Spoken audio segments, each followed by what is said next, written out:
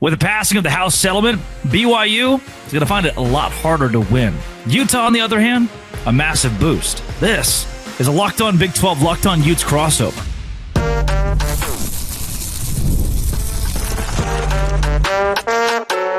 You are Locked On Big 12, your daily podcast on the Big 12 Conference. Part of the Locked On Podcast Network, your team every day.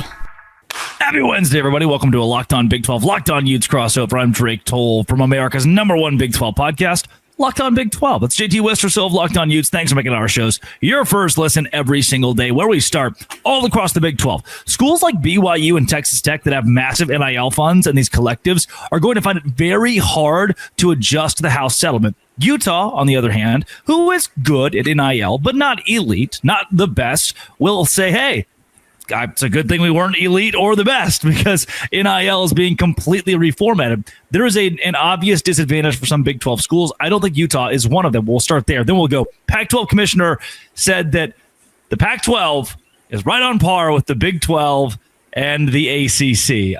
Yes, that was a real quote from the real commissioner, and really, really silly. We'll start there, and then we'll also get to the Pac-12 not being a thing by 2030, because we're going through another wave of realignment then, and anybody who's anybody in that league will be poached. If you hit subscribe, we both get to keep our jobs.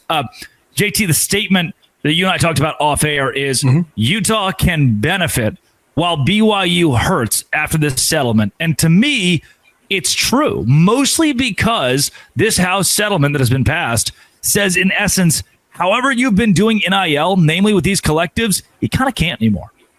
Yeah, there's a ton of fixes and just changes that go into this. Overall, I do think it's for the betterment of the sport. Now, obviously, I'm coming at from the Utah perspective, so BYU fans will moan and groan at that and be like, oh, this has been great for us. But really, if you just look at what the College Sports Commission is trying to do, which is one of the biggest things in this, is all comes from the House settlement. They're establishing this thing. They're trying to get this sport under control overall. I'm not even talking about BYU as much right now, just in general. College athletics is absolutely wild. The tampering and everything that's been going on has been out of control, and it needs to be fixed. A lot of what's going on right now has not been good for the sport, and this seems like a step in the right direction from the NCAA to try and get it under control. So where you mention things that won't be as good for a BYU has a large NIL war chest, it's, hey, this College Sports Commission that comes in now, you have to make sure the NIL deals you're doing, like, they have to fit and they have to flow. I mean, there's a part of this that hasn't been finalized yet, but literally this third party, the College Sports Commission, or the Deloitte run NIL clearinghouse is called, basically, they have to approve all your NIL deals over $600. Yep.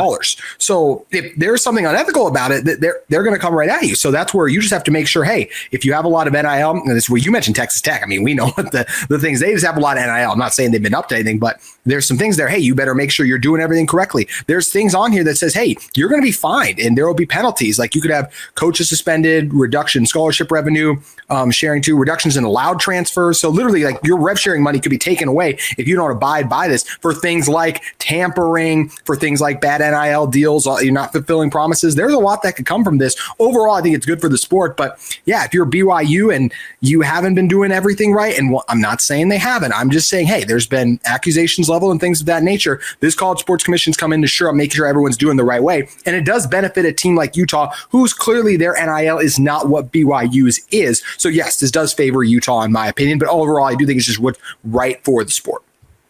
So I'll defend BYU by saying, again, we don't have any public, outlandish, crazy, dark NIL deals that they've partaken in. And I am of the mind you'd be naive not to think that BYU or Utah or Oklahoma State or Baylor have not participated in some things that aren't exactly completely NCAA legal when it comes to the transfer portal, or that word tampering, or yes, right, or even how NIL factors into that. I understand where you're coming from, but I want to hone in on this. Goes past BYU and Utah.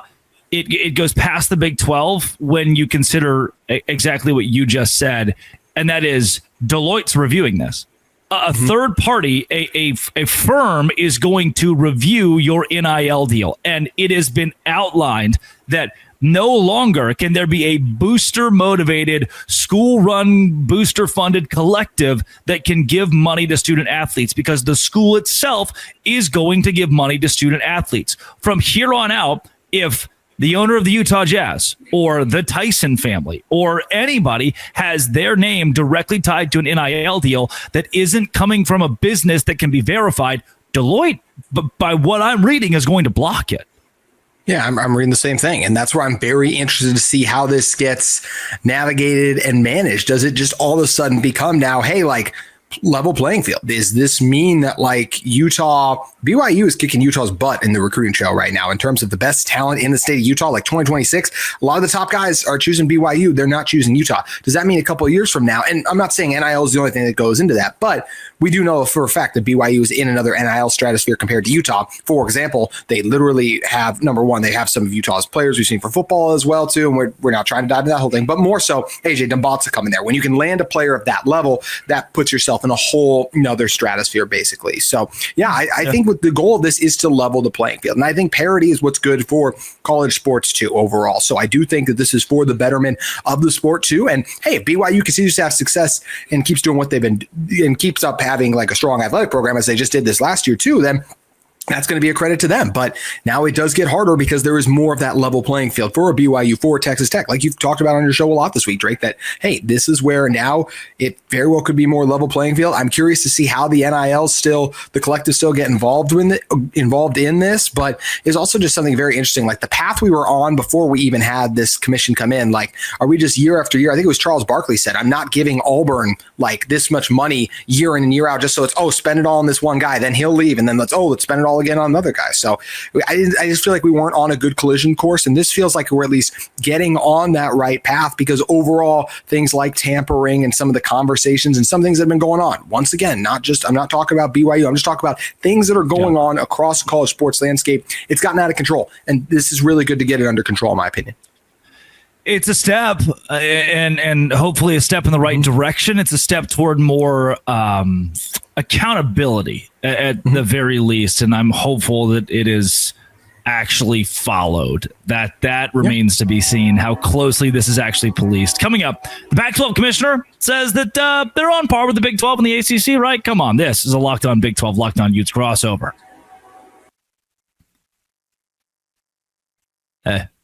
Today's show is brought to you by Game Time. Why is it brought to you by Game Time? Because when I need seats to any sporting event, whether it be the Stanley Cup Finals or the NBA Championship, Game Time has got my back. Every Thursday, you hear the Big 12 squad. JT Wistrcill is always on there. Brought to you by Game Time. There's nothing better. And during the NBA playoffs, you can go see the intensity and the buzzer beaters, because the Pacers are very good at that, with killer last-minute deals. 60% off with these different zone deals you can get. I love that I can see the exact view of my seat before I can buy as well with the Game Time guarantee. You know you're getting the best deal. If you find a better price, they'll credit you 110% of the difference. Take the guesswork out of buying tickets with Game Time. Download the Game Time app. Create an account. Use code LOCKEDONCollege for $20 off your first purchase. Terms apply. Again, create an account. Redeem code LOCKEDONCollege for $20 off. Download the Game Time app today. Last minute tickets, lowest prices, and that, my friends, is guaranteed. That's JT Wistrcill of Locked On Utes. This is one of the quotes of all time. The Pac-12 commissioner, per John Wilner, said that she believes the Big 12, the ACC, and the Pac-12 align. She believes that and a lot of this came from college football playoff talks, how the Pac-12 should be considered in the same vein as the Big 12 and the ACC. Stunning to me that a league that barely exists, if it even does exist, Teresa Gould would say, is right along with Utah, BYU, Oklahoma State, or Clemson, Florida State, and Miami. What level of idiocy do you have to subscribe to think that this could be real? It's like you said, it's not. I'll say, just defending her, if you're the commissioner of the conference, you're just trying to fight for your teams. I get it, but only so far. Did we not just learn with George Kliavkov that if you say too many things that are too stupid, your public perception can damn you? That's fair. I'll see. Well, you just got to be smarter at the negotiating table as well, too. It's hopefully the difference for the Pac-12 so far, which also they do need one more school still to. They want to talk about being on equal play. Yeah. You need one more. Like, you're not even there yet. You have to get to 8 because you added a Gonzaga, who I think is a good add, but they don't have football. Like, that's a problem. So you have Boise State, which, yes, Boise State is capable of having years years where they're really good and belong in the 12-team field. But that's an aberration. If you look at the years where a G5 team breaks through the ranks in football and has a year like that, recent ones, Boise, actually Cincinnati was one a couple years ago before they were a Big 12. But also now think where Cincinnati is too, right? And I'm not saying that as a negative on just what's happened with Cincinnati. It's more so just the reality of like, hey, you have these years and a lot of times you fall back. Like Boise State's had great seasons, but they are not a P4 program for a reason. And so, yes, the Pac-12 is Boise State, Colorado State, Fresno State, Gonzaga, Oregon State, San Diego State, Utah State, Washington State. I'm sorry, especially like for Washington State and Oregon State. No, it's not the Pac-12 of old. It's not the Big 12 of new. It's not the ACC. The brands, what they've achieved, even like you think of the ACC now, right? You have a Clemson who's gotten into the playoff, made a statement. TCU got into the playoff, made a statement. You have teams that have won conference championships at the P4 level, the Utahs, the Oklahoma States, Arizona State, what they did last year, right? So it's a totally different level still. I'm curious with rev sharing for like those for the Pac-12 schools. I'm curious, can they get that 20 million threshold?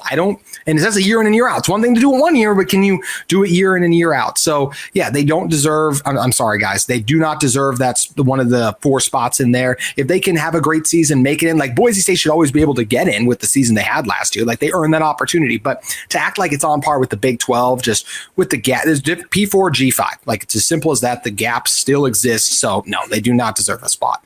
Again, I'll pose this. You mentioned covering for her a little bit or understanding. You're a PR agent. As a commissioner, it's your job to beef up your conference. But to me, it ends at a certain degree. And the more publicly silly, that's the word I'm going to use, the more publicly silly that you look, the worse your negotiation power gets. The less leverage you have, the more you sound like you're blowing hot air up everybody's skirt. When I hear the Pac-12 commissioner say something of this nature, it only makes me look at that conference as weaker. It only makes me look at them and think, wow, they are overcompensating for a league that barely exists right now. And I don't think this is a sign of health for a Pac-12 that honestly, many college football fans, myself, would like to see ultimately survive. I would like to see it survive too. Now, really quick, just on your comment, like as you were talking, it's different circumstances, but I couldn't help think of Greg Sankey. Like just all the ridiculous things that he comes out and says every week. Now he has Georgia, he has a Texas, he has these brands. He can say the dumbest crap and take pamphlets at everyone and try to prop up his conference in ridiculous fashions. We'll talk about that more on the squat shop, sir. But anyways, getting back to the Pac-12, and yeah, you're right. That's where I do get what you're saying. In some ways, it loses credibility, just in terms of it's one of those comments. For me personally, I just roll my eyes at it because, like I said, I know they're just trying to defend and prop up their conference like that. But I agree. I don't think it should have been said. I think it's just because it's not true. I mean, we just look at this right away and you say, hey, like, I mean, Utah State has had some success recently, but they're not a Big 12 team. Like, they're not a P4 team. What are we talking about here? The only one, as I mentioned, if we look at these right now, yeah. Because even Washington State and Oregon State, like I know Washington State was ranked last year, but then look what happened to their roster. All the best guys taken off it and went somewhere else too. Oregon State fell off the map pretty fast, right? So Oregon State, Washington State, and you could argue a Boise State as someone where it's like, hey, some years that they can have this level of success, but the rest of them, I'm sorry. And even the ones I mentioned, like a Fresno State, or just you're not going to be able to produce that success consistently. You're not among the best there. And yeah, it's going to be a long road for the Pac-12. I do think what makes this very interesting, Drake, is we mentioned they need one more spot, right? So if you add a Sac State, you've been very high on Sac State, talking about them potentially even being in the Big 12. I want to see them prove it first yet, but I guess that would be their path to success is you have a school like Sac State that is able to annually meet that 20 million threshold, and then they can get you a roster capable of competing with the best. But that's a large jump. We're just talking about the jump from G5 to P4. Sac State's making the jump from FCS, trying to get up to not even G5 yet, but then it would be P4. So it's a long climb, and it's going to take this conference a long time until they can get back up there. And we'll talk about more in the last segment. We'll see if they even have the legs to get to that point. Yep. Let's tie this one up with a bow that is more interesting, that could actually be a contentious point for folks who are listening. The old Pac-12 of 2023 versus the current Big 12. Who's better? And better is a loose word there. I'm just going to kind of let you make up in your own mind what better means here.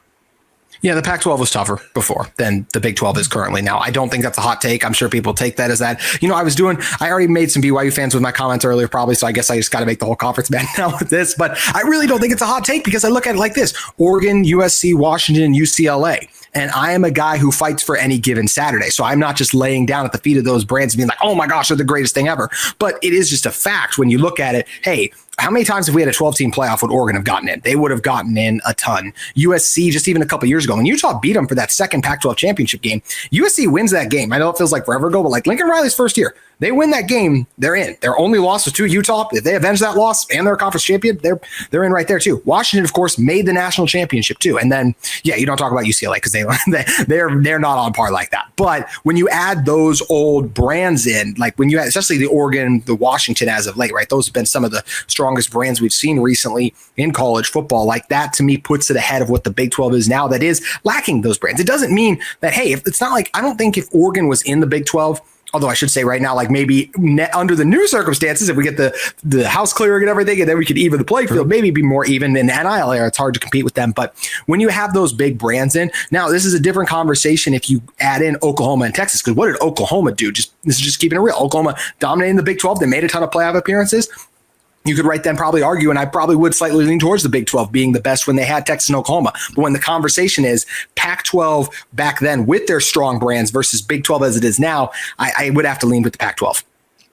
Yeah, I don't know. What's the host of Locked On Big 12 going to say? I'm going to leave it in the hands of the viewers. I'm going to leave it in the hands of the comment section and see where they take your funny words, Magic Man. Yeah, I don't. It is a funky thing that it can't be simulated. I can only imagine though that someone out there is pulling up a record saying, "Oh, the Big 12 was 5-1 against the Pac-12 in 2020," and making the case for me. So coming up, it doesn't even matter because the Pac-12 won't exist by 2030. This is a Locked On Big 12, Locked On Utes crossover.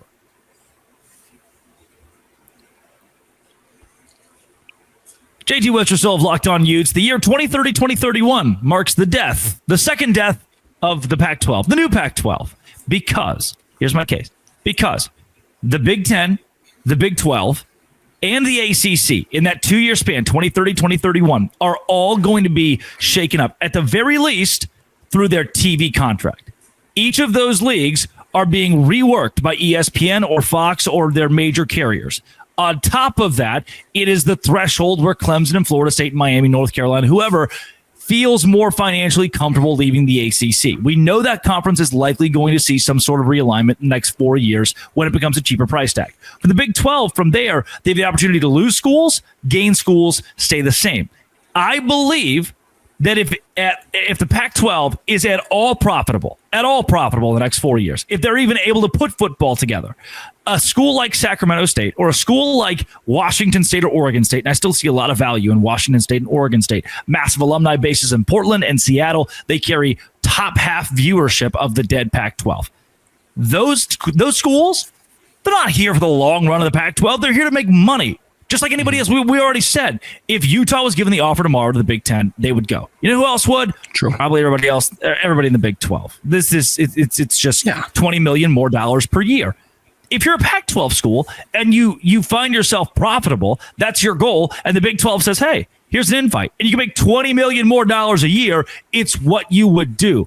I believe because we are on the cusp, the precipice of some major shakeups in college sports due to mostly TV networks, there's no way the Pac-12 survives past that.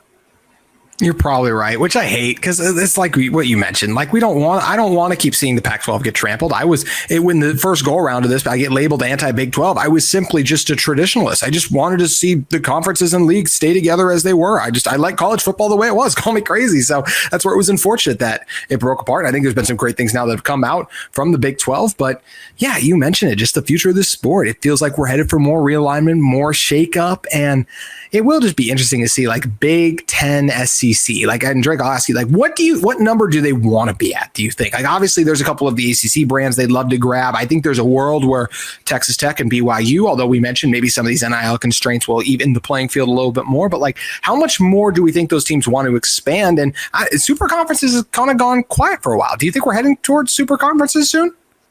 I think both of those leagues and the Big 12 included are looking less at a number of schools in their conference and more at a number that has a dollar sign next to it.